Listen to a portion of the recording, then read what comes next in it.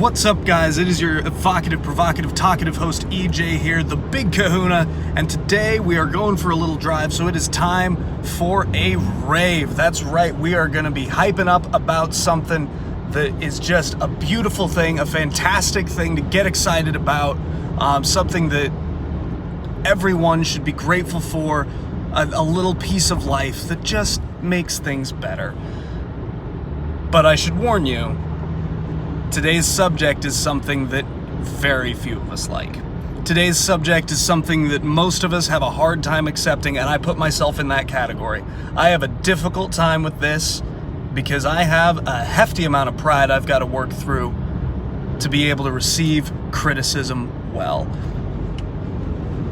But today, that is exactly what I want to rave about. Today, I want to rave to you guys about how amazing it is to receive feedback and criticism on something you've done. Because criticism is the highest level of engagement a creative can get on their work.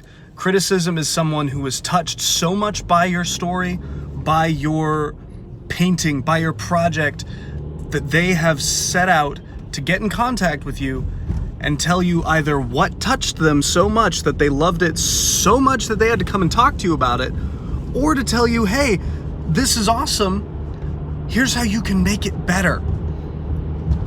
And I should preface this by saying, again, I have difficulty receiving criticism with humility, both positive and negative.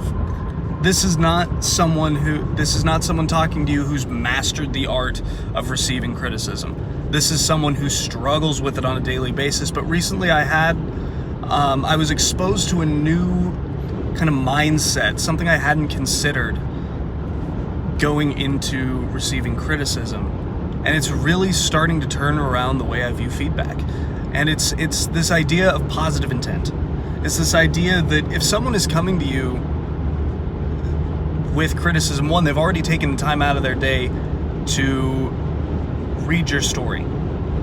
They have already devoted time to absorbing what you have to say, and it affected them in such a way that now they want to come and tell you more. They want to engage with you even more about that, whether it be in the vein of, hey man, this wasn't that great, you can do better, or, hey man, this was awesome, and here's why.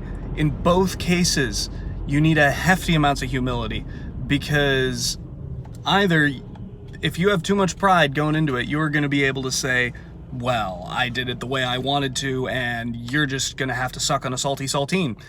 Or you can say, yeah, I am pretty great. I did write a fantastic story. But that's the wrong approach to take, because these are people who are dedicating their time and their energy to seek you out for something you've done. These are people gifting you with their feedback, and feedback is a gift in a lot of ways. It's something that you don't ask for most of the time. I think the most effective feedback is the feedback that comes as a surprise. It's something that they're not getting paid for. You didn't buy their feedback, they're giving it to you. And it's something that actually means something to them. You know, it's not just throwing cash or a gift card at you, it's actually thought behind it to bring you this criticism. Now, not all criticism is valid. Not all criticism is going to make your story better. You know, you could get 3 different people with 3 entirely different ideas about how to improve your story. You don't have to follow any of them. You don't have to say, I will do everything that you have said, because that would, 1, be unreasonable, and 2, it might actually detriment your story more than you'd expect. But just taking that criticism with the understanding that they have come to you with these concerns, 1, is going to make that criticism a lot easier to swallow. It is a lot easier to accept that somebody has come to you hoping to improve your work rather than hoping to tear it down. And 2, it's just easier to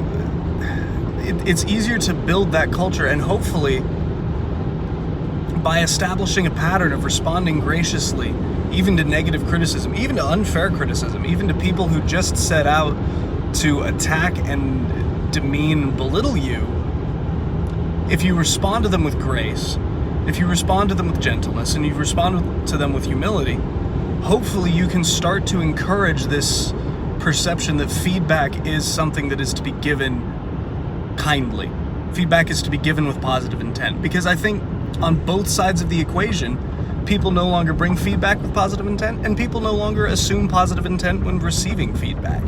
And unfortunately, what that can lead to is a very negative relationship. It can lead to the kind of relationship that has executives drinking fanboy tears out of coffee mugs, and people accusing anyone who challenges their business model of being a social justice warrior. It leads to this very combative culture when no criticism is brought or accepted with humility.